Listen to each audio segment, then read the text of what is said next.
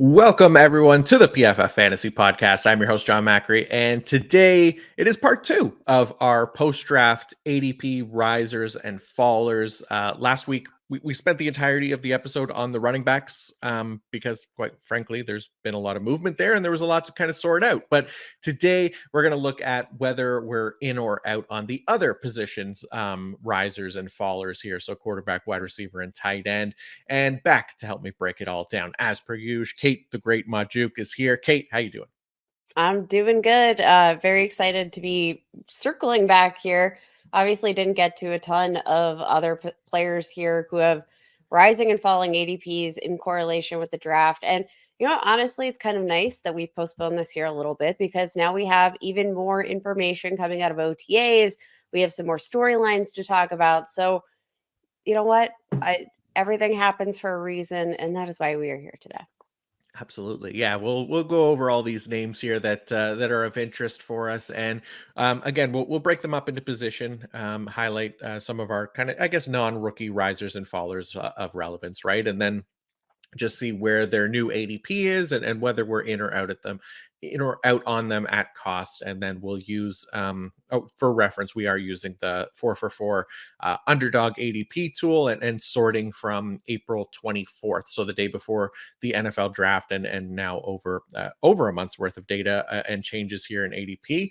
So let's get into it here. And I feel like a really good spot to start is with your Pittsburgh Steelers, Kate, and the new wide receiver one there, George Pickens, who has been steadily rising up the ranks in ADP since the draft. I mean, the team did add Roman Wilson, who I know we're both fans of, but that wasn't until round 3, and he was the 14th wide receiver off the board by that point. So Pickens goes from wide receiver 31 right before the draft now to wide receiver 28.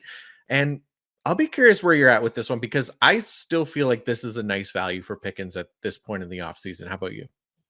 I think it's a great value. And I think the only thing that is kind of hinging on his value right now is the fact that it feels like the Pittsburgh Steelers are not done making moves at the wide receiver position. I do think that is entirely baked into George Pickens' cost right now because you look at what he did in year 2, like, let's be honest, there were a lot of ups and downs. My biggest gripe with him, especially as a Steelers fan, has been some of the lack in consistency. But generally speaking, you're going to be pretty pleased when you look at his advanced metrics, especially considering he had a 67.5% catchable target rate. There's been a huge upgrade in the Pittsburgh Steelers offense with Russell Wilson, ranked third among quarterbacks last year with a 66.3% accurate throw rate. That is the biggest upgrade by far for a guy like George Pickens. We know that, their skill sets between George Pickens and Russell Wilson actually complement each other quite well, even if they do add another body to this receiving room. George Pickens, a great deep threat, Russell Wilson, great deep ball thrower. It feels like this is kind of a match made in heaven. And I think the run scheme that Arthur Smith is going to be dialing in only helps the efficiency of the passing game. Like, there's not a single thing that the Pittsburgh Steelers did this offseason that doesn't help George Pickens in some way, shape, or form, whether it be the offensive line, the play caller, the quarterback. Every single one of these, aspects is a huge plus in the George Pickens column. Yeah, I'm with you. And like you said, there's still the potential that maybe they trade for a Brandon Ayuk or something like that, right? And I think, it's definitely possible. The 49ers have come out and say that they've moved past that at this point. We'll see what happens. But I mean, at this point, like wide receiver 28, I still feel is a really nice value. And one of the things for me, why I'll likely have him closer to probably wide receiver 2 than wide receiver 3 territory in my rankings when I get them done is that there's, I think, some decent room for improvement from him, like you said, from Pickens coming out of year 2 and into year 3 here. Part of it being the quarterback situation and the offense itself, but he also has some really encouraging metrics to go along with, Deontay Johnson vacating those targets away as well, to kind of believe in his growth this season. And one of the things I looked at this offseason, I wrote an article on it on PFF.com, which people can read for free, was just coming back to the personnel adjusted yards per route run, and if we can get any kind of predictive takeaways from diving deeper into that metric, which essentially looks at yards per route run by personnel on the field. So the fewer wide receivers on the field, the easier it is to generate more yards. The more wide receivers on the field, the harder it becomes for other wide receivers. So there weren't like huge takeaways from the position as a whole, but there was for like year one and year two wide receivers who we don't already know exactly what they are in the NFL and what they could be, right? So for Pickens specifically, he fell into an interesting bucket here. So between 2016 and 2022, so we didn't use 2023 because we don't have year three data yet for the year two players from this past season. But there have been 29 year two wide receivers to rank among the top 75th percentile in personnel adjusted yards per route run among all wide receivers. And 41.4% of those players improved their fantasy points per game in year three, which was the highest rate of which they do, which now includes 2023 for those year three players. And it was, I think, a slightly more encouraging mark for those who hit double digit fantasy points per game in year two, which George Pickens did at 45%. So Pickens and Chris Olave were the only two year two players that fell into that 75th percentile bucket in personnel adjusted yards per route run. Actually, Khalil Shakir did as well, but I didn't hit the double digit fantasy points per game. So we'll talk about him in a second. So I really like that for George Pickens because he was averaging double-digit fantasy points per game and now has that opportunity to increase, not just because of the vacated targets, the upgraded quarterback situation, but also because he has earned those targets and has been efficient with his touches as well and has shown well in a predictive metric here. So you add in now, like, again, Deontay Johnson gone. They drafted Roman Wilson, who I am a fan of, but again, to me, Pickens, assuming they don't go in and trade for a wide receiver, I love this ADP for him. I'd definitely be in on him for 2024 at this cost for sure. Just to be clear, I think if they don't bring in another wide receiver at some point in this offseason, when it comes to like draft day in August, I think people are probably going to be much higher on George Pickens. I mean, the jump that we saw from him year one to year two, despite the poor quarterback play, increased from 38 yards per route run to 2.05 yards per route run from years 1 to 2, 2.1 yards after the catch per reception to 6.1 yards after the catch per reception in year two. Saw a jump in PFF receiving grade, averaged 17.5 yards per reception in the year. He might just be the cheapest, almost 1,100 yard receiver or almost 1,200 yard receiver here that you're going to find in fantasy football in 2024. Yeah, I feel like this is like going to be the absolute lowest price for him at this point in the offseason, especially assuming they don't, make that trade for a wide receiver. His ADP is only going to go up, and that's why he's already on the risers list here, for sure. So the other name on the list is another player who's going to be entering year three of their NFL career. It's Khalil Shakir of the Buffalo Bills, who traded away Stephon Diggs this offseason. They did add a rookie wide receiver fairly early in the NFL draft in Keon Coleman, but I think there's still a really nice chance here for Khalil Shakir to be relevant for fantasy in year three and 2024. So he goes from wide receiver 57 to wide receiver 54. So nothing crazy, as far as how high he's being drafted, but I think a really nice value in the 50s here. How are you feeling about Khalil Shakir in this Buffalo offense for 2024? I absolutely love Khalil Shakir. I love the value here. Now, we didn't really see him take on like a consistent role until like halfway through the season. But as the year went on, I think it became abundantly clear that Khalil Shakir was gaining a lot of trust with Josh Allen and with the offense. He took on a greater role. He was playing a higher percentage of snaps in the second half of the season from the first half of the season by far. And you look at the advanced metrics, and Khalil Shakir actually performed extremely well. Didn't have necessarily a high average depth of the target, which, for fantasy upside might not be the most ideal, but in year 2, he was certainly efficient with the opportunities that he had. A outstanding separation percentage, 94.6% open target rate that ranked 3rd among wide receivers, averaged 1.75 yards per route run, 94th percentile in terms of yards after the catch per reception, ranked 5th among wide receivers with 7.0 yards after the catch per reception. Despite being, pretty undersized, caught 3 of his 5 contested catch opportunities for 60% contested catch rate. And you know what? I want pass catchers that are catching balls from Josh Allen. Period.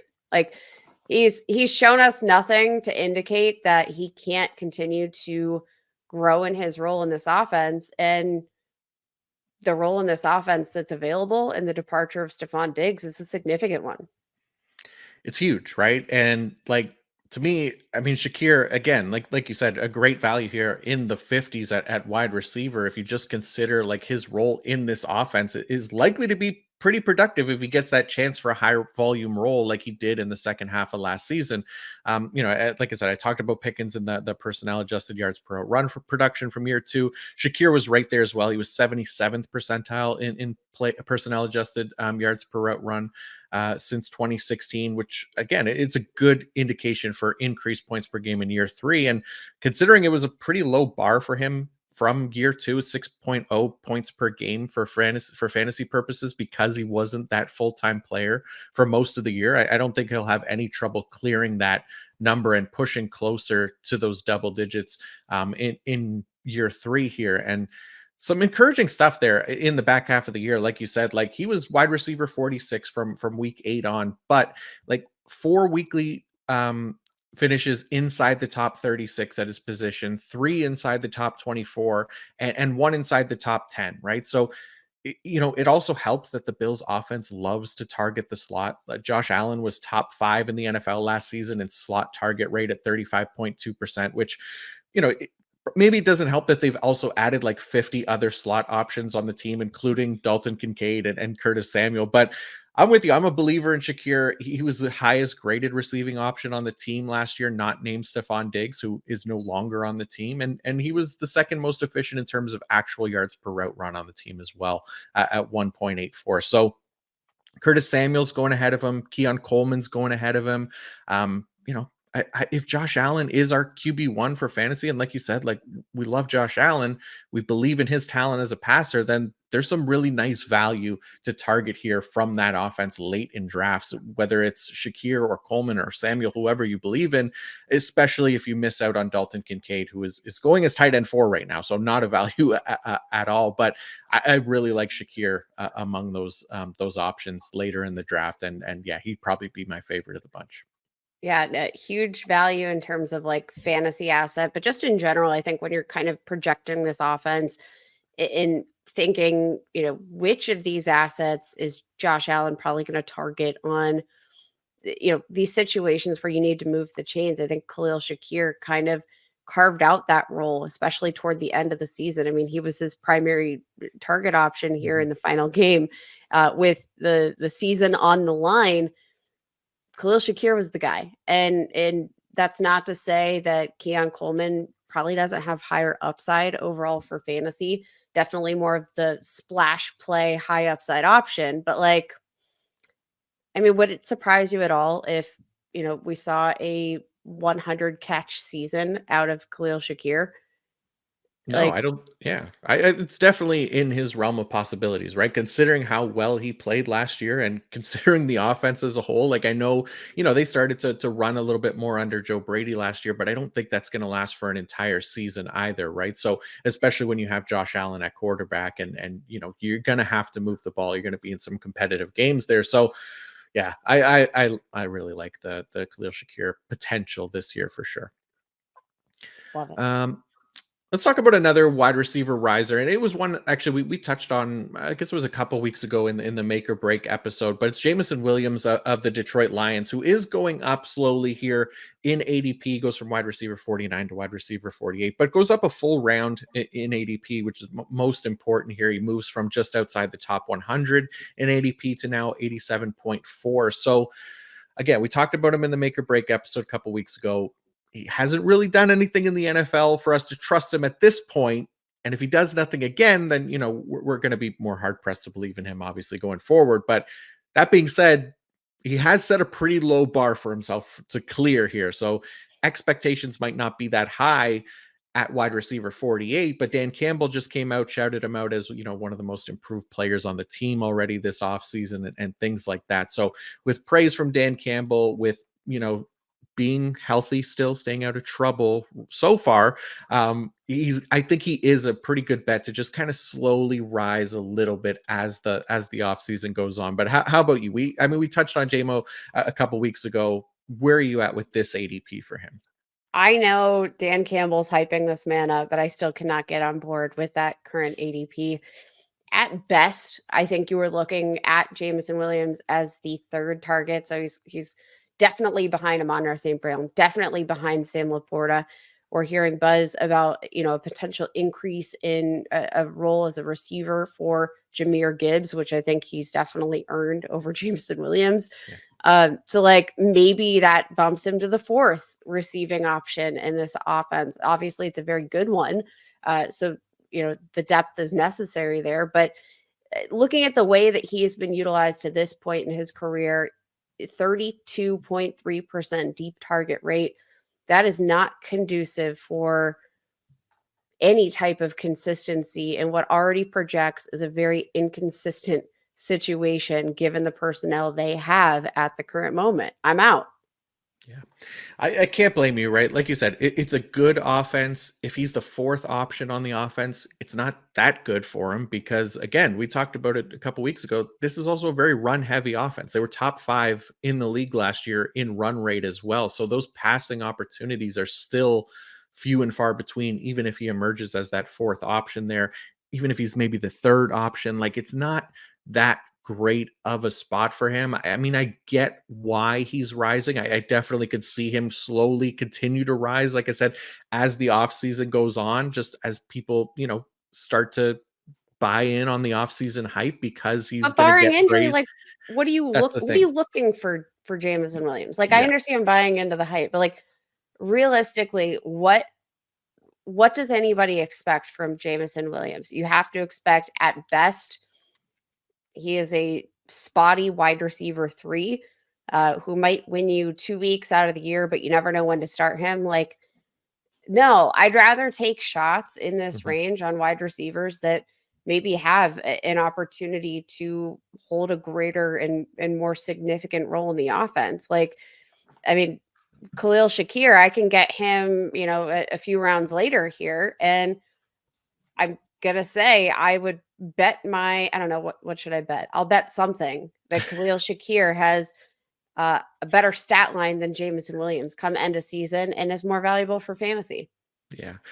And you're right. It's the players that he's being drafted around, right? Like Rashi Rice is in that range.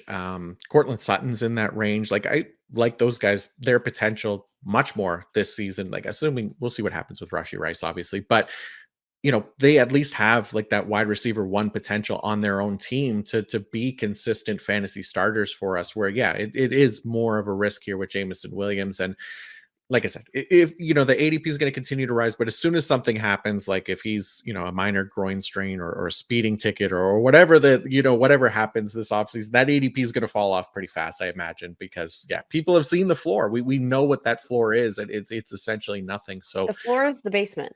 the floor is the basement. Yeah, there it is. So yeah, Sorry. so it's definitely harder to get behind Jameson Williams at this point. I get that, we're chasing some upside there with some big play, but I think that the floor is what is the scariest part for him. So he is a riser. It's not a huge riser, but just I think a player worth noting. As far as quick hitters go, like we got a couple other guys that are rising a little bit. Tyler Lockett of the Seattle Seahawks goes from wide receiver 52 to wide receiver 51, but he's up 7 spots in ADP. And DJ Chark went from wide receiver 109 to wide receiver 87. So he obviously had a big rise here in pre and post draft ADP, but either one of these guys of interest for you where they're at in terms of ADP? DJ Chark's kind of an interesting one. Like, not necessarily because I think you should draft him. He's had one good season in his career, and that was like 5 years ago, 2019. He had 1,000 receiving yards, 8 touchdowns, and that's kind of been it, right? He has, struggled to stay healthy generally throughout his career, but never exceeded 5 receptions per game in any given season. The opportunity, obviously, to catch passes from a guy like Justin Herbert is significant, especially given the question marks here. But I also think, similar to like a Jamison Williams, in that range, do I see a range of outcomes where, barring an injury to Lad McConkey, or Josh Palmer, that he's going to lead this team in receptions? I don't think so. Um, I think, again, this is one of those things that, like, the floor is so significantly low for a DJ Chark, even though the upside might be kind of intriguing. He's a guy that I'm probably going to draft in best ball only, but I think the biggest reason for the rise in his ADP definitely stems from just the fact that he was signed to an offense. As far as Tyler Lockett goes, like, I get it, right? Especially amidst the rumors that, like, maybe this team is going to move on from DK Metcalf after this, post June 1 trade designation.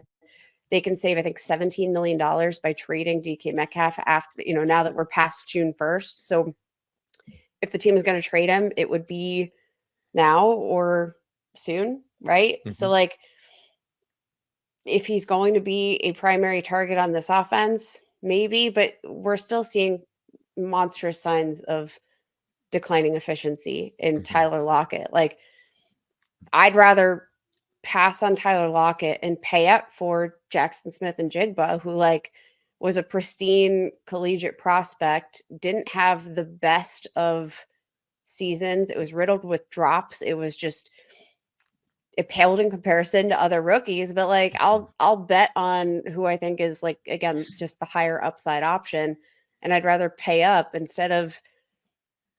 What are you getting out of Tyler Lockett here?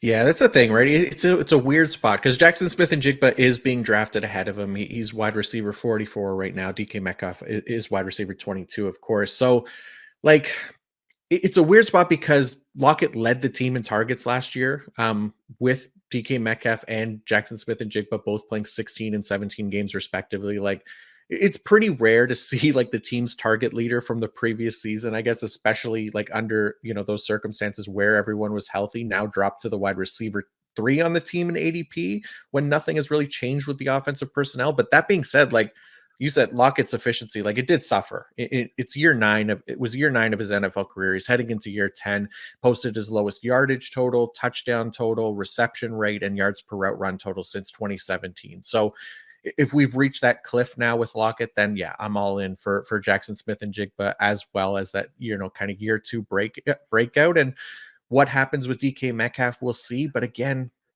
I mean, it's not like a terrible ADP to take a swing on a guy who could still potentially be heavily involved in the offense if DK Metcalf is still there as well, like, and has a chance to be the team leader in targets, even if they aren't, efficient. Even if he isn't efficient with those targets, like, it's still not a bad spot to take a shot on him here at wide receiver 51. But yeah, It just it's sucks just that less you're looking at exciting. a guy who led his team in targets and still finishes the wide receiver 34 in Yeah. a largely healthy season. He had 3 finishes all year long as a wide receiver 12 or better, never finished inside the top 5. I just think, like, we're on the wrong side of Tyler Lockett at this point. And this comes from a huge Tyler Lockett fan. I think 2023 was a season where we saw the start of the decline. I think it's going to continue. I don't think a year older we're going to see more improvements necessarily. Like, I don't. And then you have the question marks about, like, scheme. What is this offense going to look like? Like, what is the, what are the passing opportunities going to look like? Are they going to emphasize the run? Because I think that's a pretty likely outcome here. Yeah. Yeah. Yeah. It's he's not an exciting pick. And I think they gave him an extension this offseason as well, didn't they? Like a 2-year extension or something like that back in March, or am I misremembering that? But I I feel actually like don't know, but I feel like they they're putting like a lot of trust in him. It's just I don't know why at this stage of his career we'd be overly excited about Tyler Lockett for 2024, but I'm fine with the value where it is, basically, just because of the potential for targets. I'll have to check that. Somebody's probably What yelling is it. what do you think is like the source of the ADP rise though? Is it just the potential rumors that like DK Metcalf might be traded? I think that's part of it, and I think just being like a known commodity at that point in drafts too, like seeing that he, led the team in targets last year and things like that, I think play a part into Tyler Lockett, and knowing that he's always been like a pretty consistent, like perform overperformer of what his ADP was, although I don't think it was last year. Like you said, wide receiver 34. I can't remember exactly where he was being drafted. It was around that range, but He's always been a um guy that like is generally kind of undervalued. It feels like yeah. every single year, but I just think like we finally hit the point that maybe he's just like properly valued, and Mhm.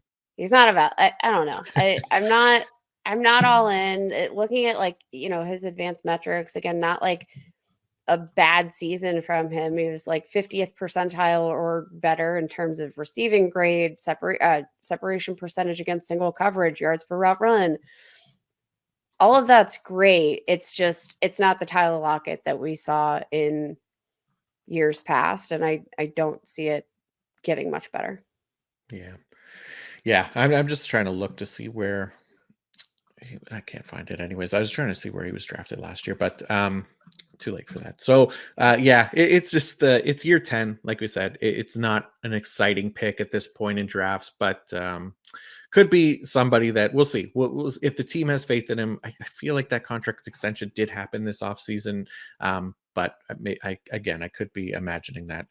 Let's go to some of the wide receiver fallers here. Let's start with Christian Watson. So Christian Watson of the Green Bay Packers was at wide receiver 44. He's now wide receiver 46. We touched on him a couple weeks ago as well in that make or break episode. But I mean, I don't mind Christian Watson. I actually really like this ADP for him. Jaden Reed is going ahead of him, wide receiver 34. You got Dontavian Wicks as wide receiver 60. Romeo Dobbs is wide receiver 53.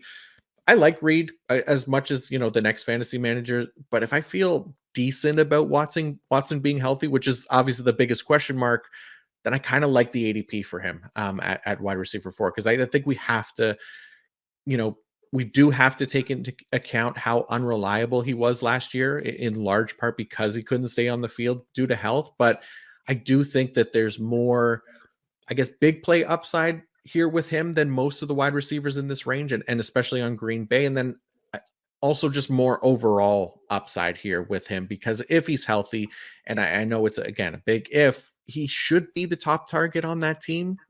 He was a top 20 something drafted wide receiver last year, right? Like, it's a pretty big fall from where he was last year. And, again, if injuries can remain consistent with him, then yeah, he's going to keep falling. But right now, at this point in the offseason, assuming he's healthy, I don't mind this range for him. I don't know. Where are you at with Watson?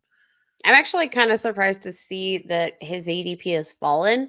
And I think maybe part of that is due to some hype for Dontavian Wicks. I think there's, Yeah. a lot of narratives circling around about this Packers offense. But I do think it's very interesting, just particularly because of the fact that we just got this report about Christian Watson and his propensity for pulling hamstrings. I'm not sure if I don't think we've touched on it yet at any point in any of our shows. But he went to see like some hamstring specialists, and about what the heck is going on down there. It turns out one of his legs had like far more muscle mass than the other leg, which can put him at risk for these hamstring strains that like plague. So the Hmm. goal apparently it is to get your muscle, each leg should be kind of a similar muscle mass, very close. One of his legs was like 20% bigger than the other. And What the that hell? that which is I don't know how you do that. I have no idea. Yeah. So like I've done these body scans before where they give you like a percentage, a muscle mass percentage for your legs. The goal is for that to be like as even as possible. So like for him to be 20% off, kind of weird.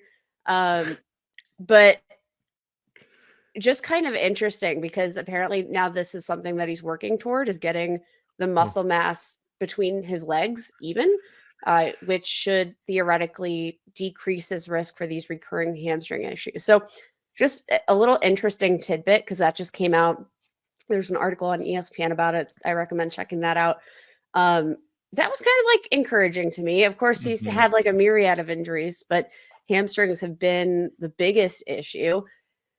My only question in terms of buying into this ADP, obviously, there's a lot of upside, I think, for Christian Watson, especially in this range, like as opposed to, a Jamison Williams who's going 10 spots behind, him in the wide receiver rankings. But like Jamison Williams, at best, he is the fourth target probably on this offense, right?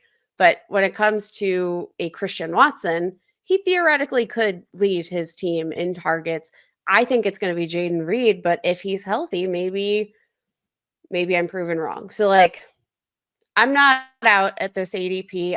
I'm thinking that he's probably at the end of season going to outperform this ADP. I just don't think you're going to get one of these consistent assets ranked 40th in terms of fantasy points per route run, 30th in terms of fantasy points per target. But then again, if he's earning targets at a higher rate because he's more consistently available to a pretty talented quarterback on a pretty efficient offense, like not a ton of downside there.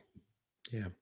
Yeah, it's interesting, right? Because like I feel like for redraft, especially, like it's just going to come down to who, the fantasy manager and how much they're willing to manage Christian Watson in season. How much are you willing to deal with the potential that he's going to be listed questionable coming into the week on a regular basis, and you don't know whether he's starting or not, and he's going to be in and out of your lineup because of it? Or are you willing to live with that risk and that frustration for the upside and for the potential to be the wide receiver one in the offense? So at this John, price, what I'm hearing yeah, is that if you have a high tolerance level for anxiety, draft yeah. Christian Watson at this price. If you're an anxious bird like me, you should probably avoid him.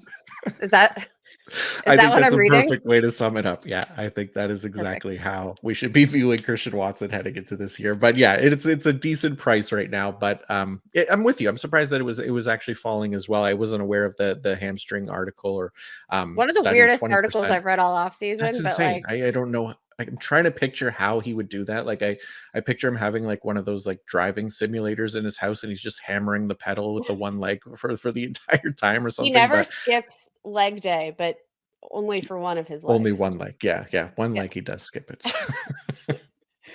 Oh man. Let's move on to another wide receiver faller here, and it's Josh Downs of the Indianapolis Colts. So Josh Downs goes from wide receiver 54 to wide receiver 64. I mean, I think a large part of this is the team drafting Adonai Mitchell, right? In the third round this year. I think people are excited about Adonai Mitchell. He's actually being drafted ahead of Josh Downs. He's wide receiver 56, so 8 spots in wide receiver rankings ahead of Josh Downs. I don't know. I think honestly, I prefer Josh Downs over Adonai Mitchell in year one, right? I think Josh Downs did enough last year to be, I think, a more reliable option than Adonai Mitchell in 2024. Like Josh Downs, 19.5% target rate last year. I was top 10 for rookies. It was higher than Jackson Smith and Jigba, even higher than Jordan Addison. He was relatively efficient with those targets as well. He ranked 8th in yards per route run among rookies who ran at least 100 route, again, ahead of JSN and Addison. I think he'll still be among the top options for Anthony Richardson just because of his ability to work out of the slot and in the middle of the field. He's probably going to be the best option outside of Pittman, the way I'm viewing this offense. So for me, like Josh Downs over AD Mitchell in 2024, I think that's an easy smash for me considering the ADP has it, the other way around. I think Adonai Mitchell just takes longer to make an NFL impact and to be a reliable starter. So this is best ball ADP as well, right? Where we assume Adonai Mitchell is going to be more of a big play threat, which is more valuable for best ball. But I think, if this ADP translates to redraft at all, then it's a pretty simple Josh Downs over Adonai Mitchell for me. How about you? Yeah, and I think at this point you're probably kind of weighing out, okay, do I want a bye week flex play who I can slot in, I can kind of just like check 8 points or points off the board and kind of know what I'm getting? Or do you want like a potential breakout wide receiver one? And that's probably where you're going to try to make the difference here between a Josh Downs and an AD Mitchell. Josh Downs, he's going to play in the slot. He's probably going to play more of this possession down type of role within the offense. And that's one that's pretty valuable, especially in full PPR scoring formats where you're rewarded for, not necessarily having the most efficient, yards per reception total, but maybe more relying on, some of these high completion percentage, throws closer to the line of scrimmage that maybe you can maximize yards after the catch. I think we're probably discounting what he can do in that realm versus an AD Mitchell, who, like, again, he's going to project to play on the outside. He's going to compete for these perimeter targets with Michael Pittman. These two players are just going to be utilized within their offense very, very differently. So, kind of pick your poison, probably based on your roster construction. And, if you have that sort of PPR safe floor, maybe you swing for the fences with AD Mitchell. But I definitely think, especially coming out of Texas, we talked about like red flags when we were talking, reviewing wide receivers here in the draft. A lot of inconsistencies on AD Mitchell's tape coming out of the draft. A lot of inconsistent usage here with the Texas Longhorns. Probably going to be a similar story, at least in his rookie season. All of that to say is I like Josh Downs. Yeah, that's where my concern comes with AD Mitchell, right? Is like we talked about the red flags and the spotty college production profile and how it doesn't necessarily translate to the NFL, and it translates a lot less in immediate impact in the NFL, right? So I don't think he has that wide receiver one or even wide receiver two upside right away here in year one as a rookie. So I like him, more long term, obviously, but for this year, it's Josh Downs. 100% for me. I can't see Mitchell necessarily outproducing him, assuming both are healthy, right? So, similar situation here in Jacksonville, where Gabe Davis is wide receiver 56. He was wide receiver 56. He drops to wide receiver 63 because the team drafted Brian Thomas Jr. in the first round of the NFL draft, who is now wide receiver 42. So I don't know. I mean, Brian Thomas Jr., I'm more confident in him than AD Mitchell, but again, similar-ish concerns with Adonai Mitchell in year one. I think just to a lesser extent, because in that he might not hit the ground running as a rookie, right? Just again, based on that less convincing college production profile, he's gonna compete probably more as that deep threat with Davis in year one. But I don't think that the gap between the two in 2024 is going to be that great. Where, where it is right now as far as ADP goes, right? Gabe Davis, wide receiver 63, Brian Thomas Jr. again, wide receiver 42. So over 20 spots in wide receiver rankings here. I mean, if I'm looking at guys that have big play upside in that wide receiver 4+ range, like Davis is the one I probably don't mind here. And I don't even love Gabe Davis, right? We've been frustrated by him for years as fantasy managers, but for this season specifically, like that's a way better value. I think at a better, much stronger bet.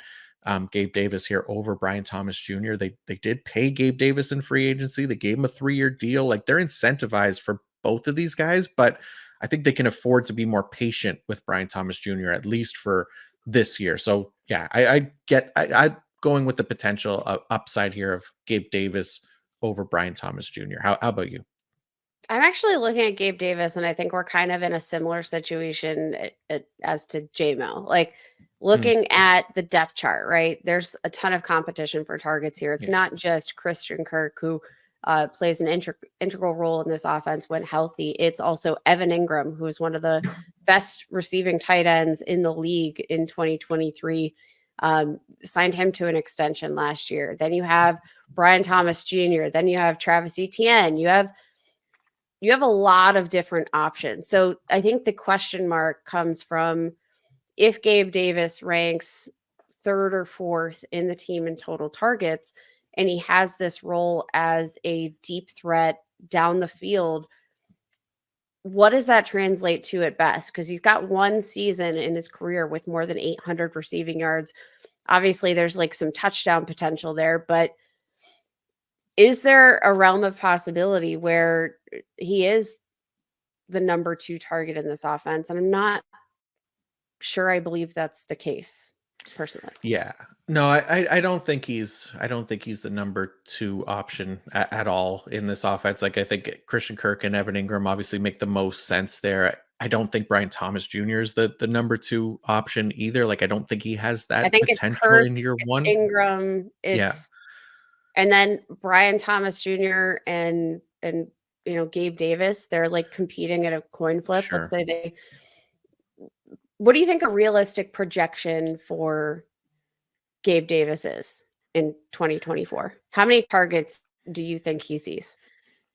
Yeah, targets wise, I mean, I think probably with that offense, I'd say like 70-ish, like, I think is probably his ceiling.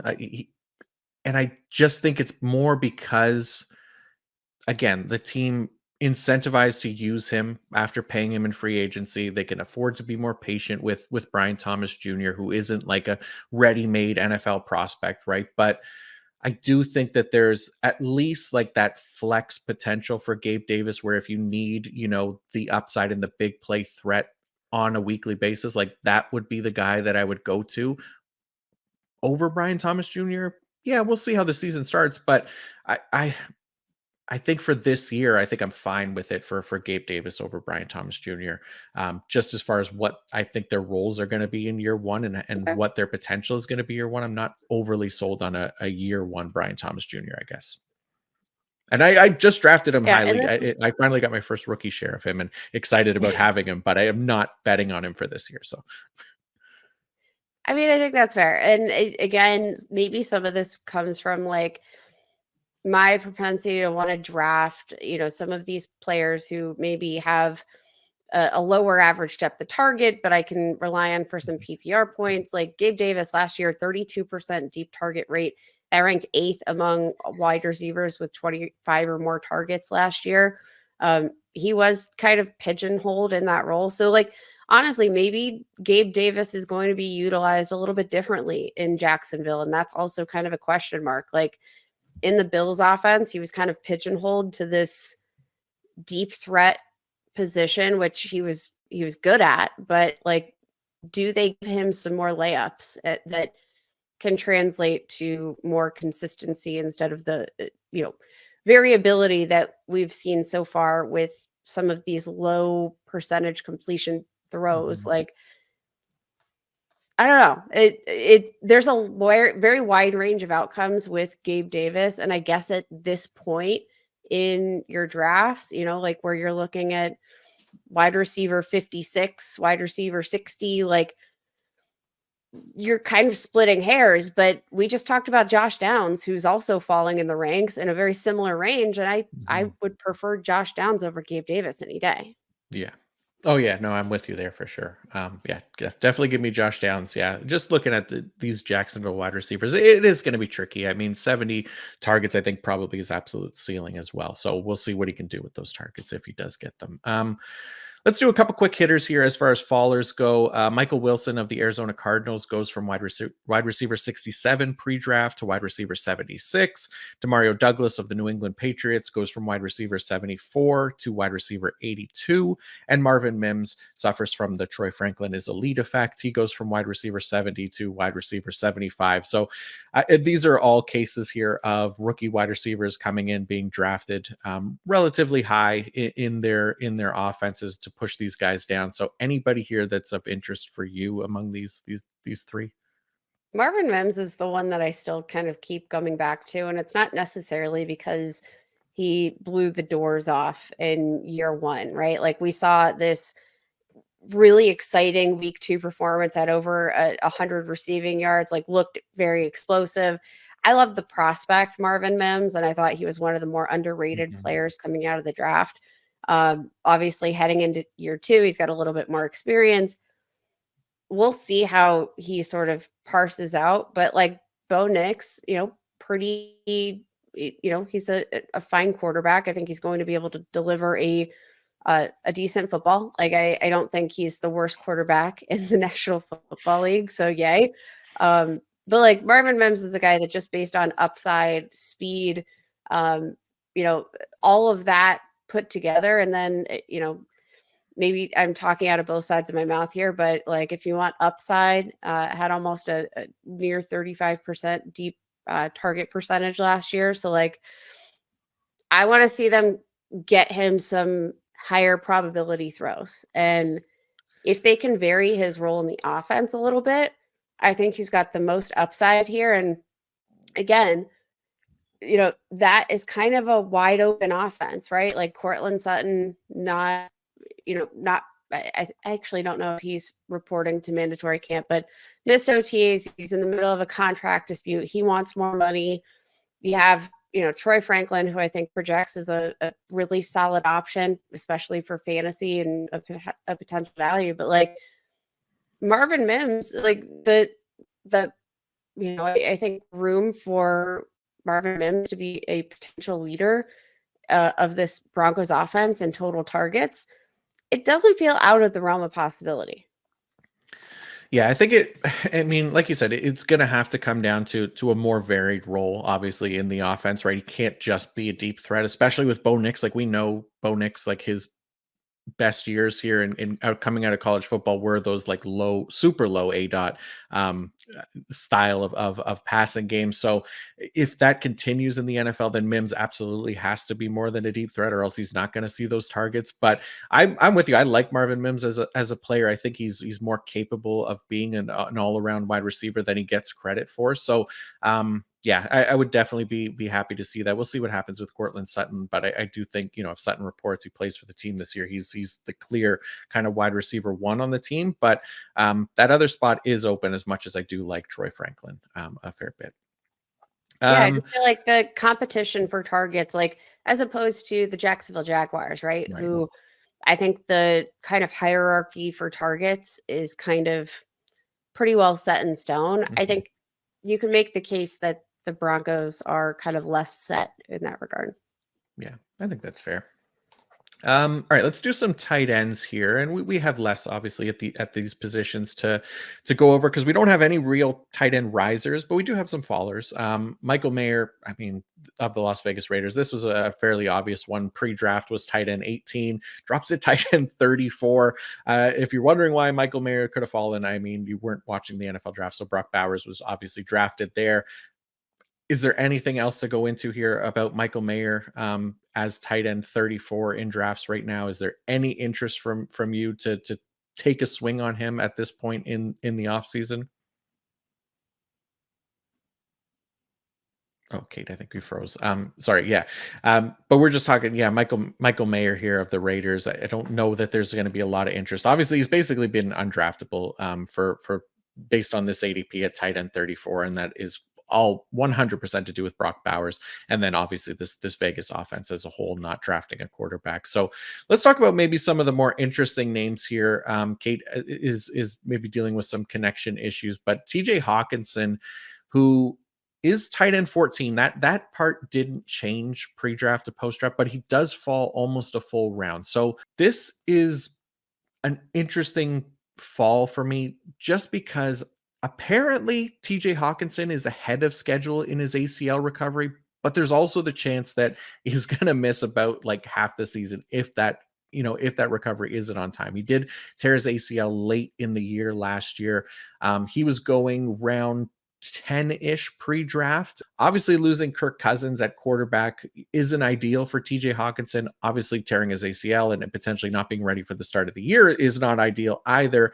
We don't know what JJ McCarthy is going to be at quarterback either, but I think it's, safe to assume that it won't be what Kirk was giving us before his injury. He was QB6 before our injury for fantasy. That being said, tight end 14 for TJ Hawkinson, Kate. there's risk here, right? Because there's definitely a chance that he could miss at least half the season, or be on the pup list to start the year. It does seem I was saying that he seems to be ahead of schedule according to some reports in terms of his ACL recovery. So tight end 14, is this about the range where you'd be looking to grab him? Are you thinking about him earlier, or do you not want any part of TJ Hawkinson at all right now?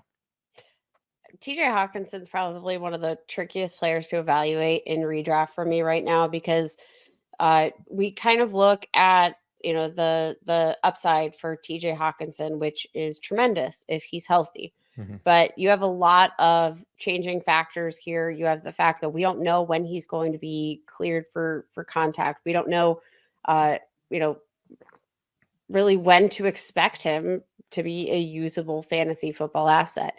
And depending on your IR situation, if you have IR spots in your fantasy leagues, not all leagues, redraft leagues utilize IR systems. So, like, if you don't have IR spots available in your fantasy leagues, you are just destined to keep him on the bench. And Mhm. really, you don't have any idea sort of when he's going to make a return. If it's not till week 7, week 8, week 9, I'll probably just pass altogether. And, I know there's a ton of upside there, but those bench spots can be so valuable, especially in some of these, leagues where you have shorter benches.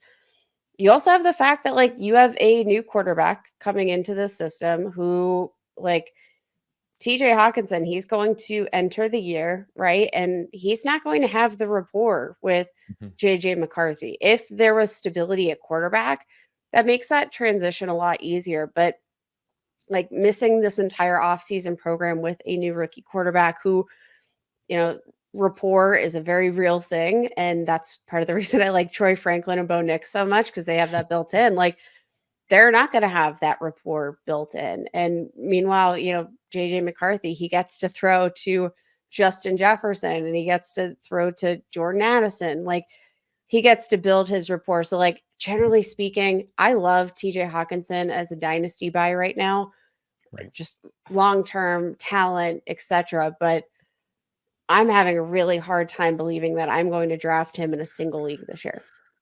Yeah, it's rough, right? Like, I think you assume that he's not at full health to start the year. I think there's obviously the risk of the pup list, and then potentially a slow start too, like coming off the ACL if when he does get on the field, right? So I I love that, he has that basically top 5 upside if he is healthy, but it still feels like a tough range to kind of come away with him. I think there's it's not like exciting guys around that range. So I wouldn't be like all fully out on him. Like Dalton Schultz, Pat Fryermuth, Cole Kmet are kind of in that range as well. So if reports start to come out, more positive reports around his health, then yeah, I'll take more swings. But right now it's still so early to tell. Like, I think this is the ADP that I think that does make sense for him, and potentially later as well.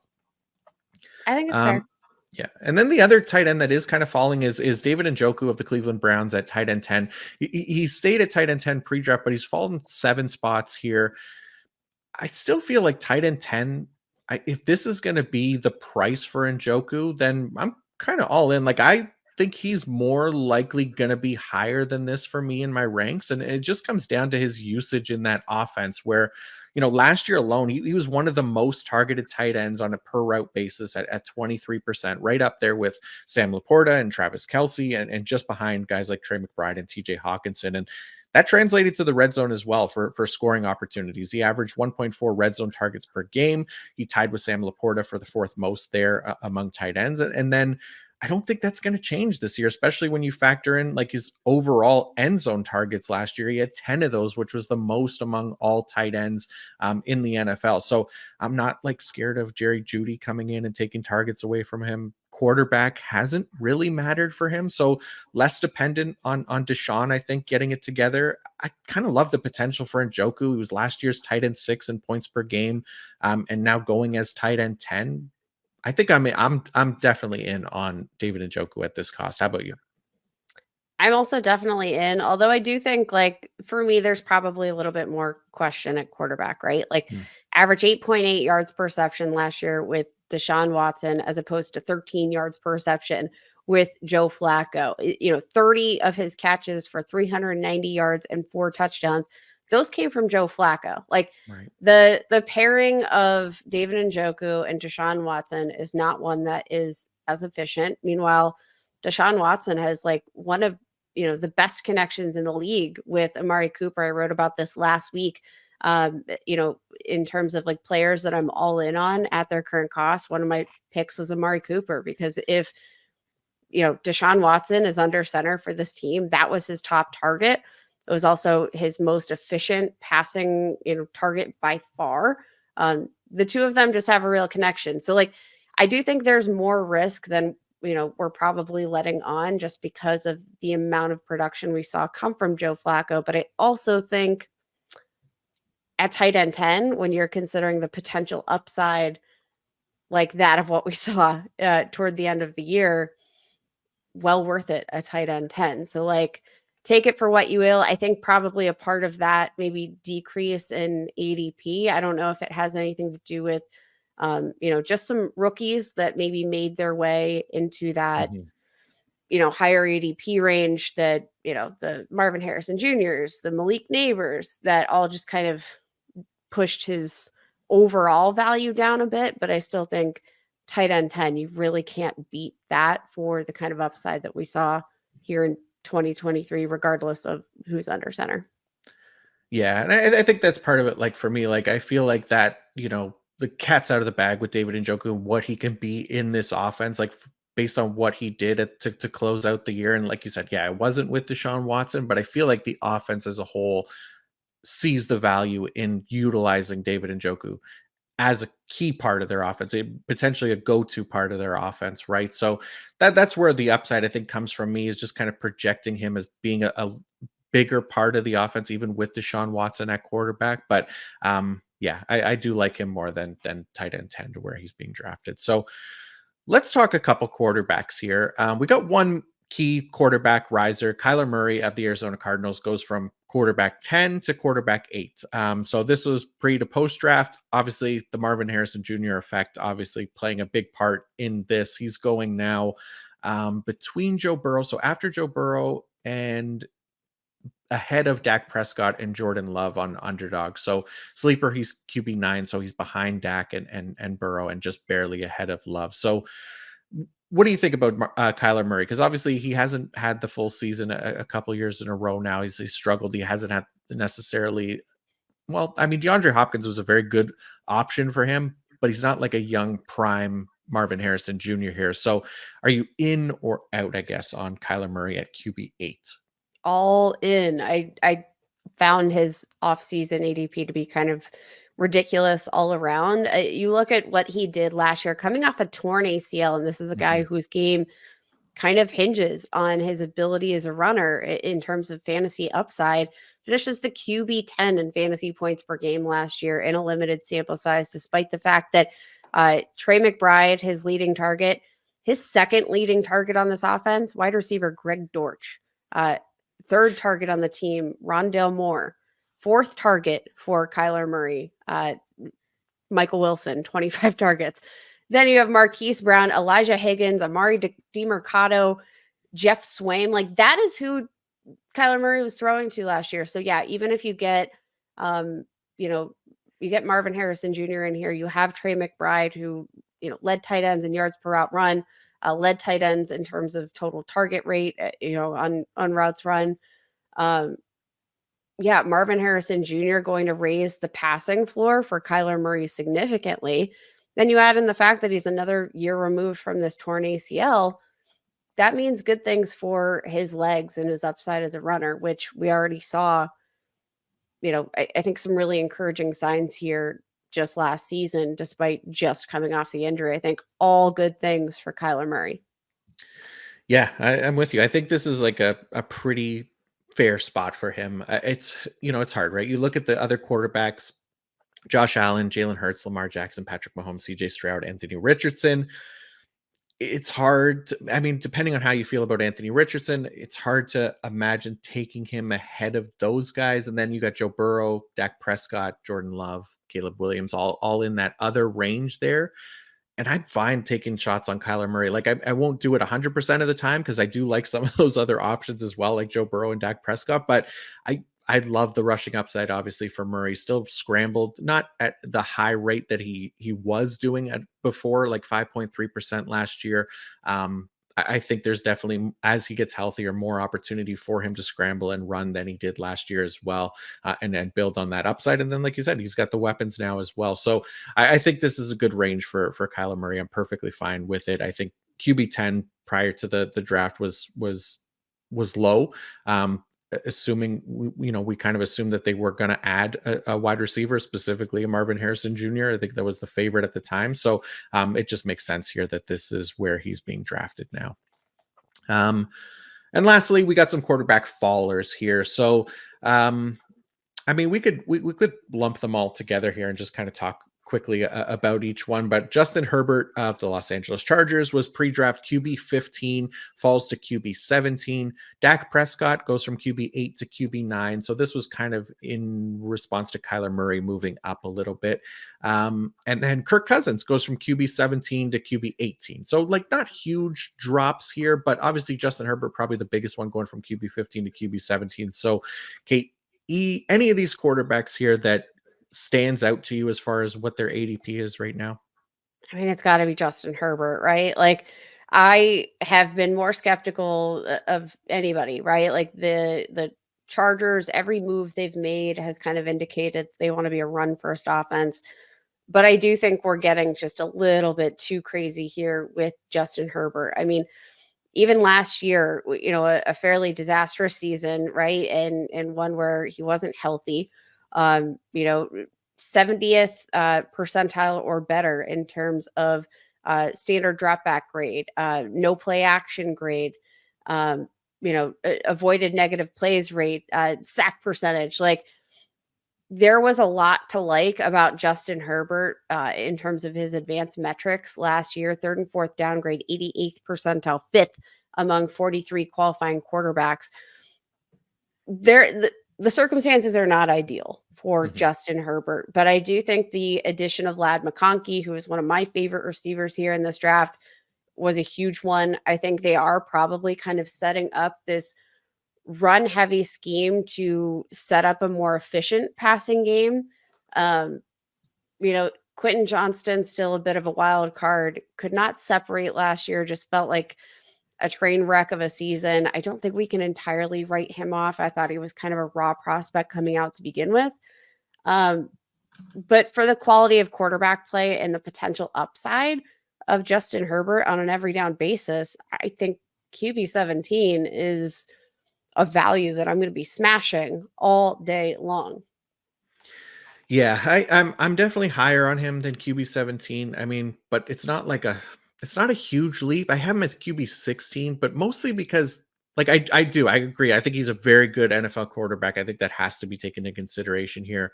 I just think like looking at everybody else around him, I think like, the emergence of guys like Brock Purdy, who's also in a run heavy offense, but he has elite weapons. You got Jordan Love breaking out, Caleb Williams, Jaden Daniels into that mix as well. Like there wasn't obviously room for me to put Herbert in the top 12, top 15. I think there's maybe more of an argument. So that's, the guys like Tua and potentially Jared Goff or Trevor Lawrence, all in that kind of range as well. I could definitely make a case for him to be ahead of those guys. Right now, he's only ahead of Trevor Lawrence for me at QB 16. But I love Herbert as an NFL player. I just think for fantasy this year, there is a question mark just as far as what that offense can be and who his weapons are going to be this season. So I like Ladd McConkey as well.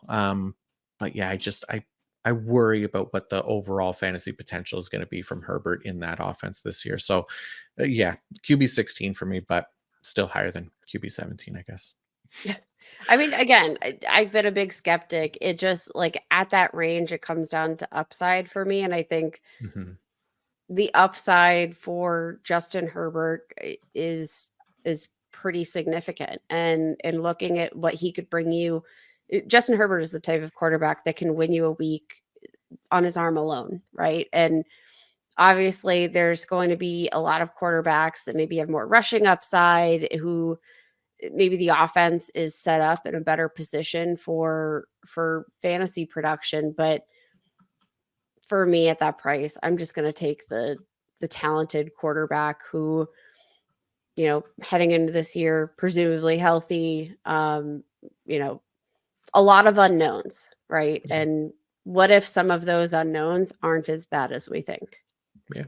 Yep. No, I think that makes perfect sense. And yeah, I definitely want to see a big year here from Justin Herbert. But yeah, there's definitely some risk involved. But yeah, the other guys, Dak, Kirk Cousins, Dak, we said because Kyler Murray moved up, so Dak moved down. And then Kirk Cousins, I don't think this is like a Michael Penix thing or anything like that, him dropping a spot. It just more had to do with, I think, Jaden Daniels, who was QB 18 prior to the draft. He moved up quite a bit. So, I mean, this is just what we're going to see with some of these rookies moving up. But that's pretty much it for this episode. We were able to get through the rest of the positions here, that weren't running back. If you didn't listen to the running back episode and you're wondering where those guys are, that episode is also out as well. So you could go check that out too, here on the YouTubes or Spotify or wherever you listen to your podcast. But that's going to wrap it up for us. Thank you all very much for tuning in and or watching on YouTube, where we do ask that you like and subscribe as well. We do greatly appreciate that. But Kate, as always, thank you for coming on here, helping me break it all down and sort out this new ADP that we got. So I really appreciate it. And please let everybody know where they can find more of you and your work before you go. Yeah, give me a follow on Twitter at Kate Magdziuk. You can find my work with Pro Football Focus this week, putting out a article highlighting some of our advanced metrics, some stats that, some of the unstable metrics that we might see some shakeups in, maybe some positive regression candidates here in the 2024 season. So be on the lookout for that. Nice. Yeah, that'll be a fun one. As for me, I wrote up the fantasy bounce back candidates this week. And next week, we'll actually go over all of our picks for players that could have bounce back seasons in 2024 for fantasy purposes on the podcast as well. So I hope you'll all tune in for that. But thank you all again for tuning in and watching on this one. And until next time, peace out.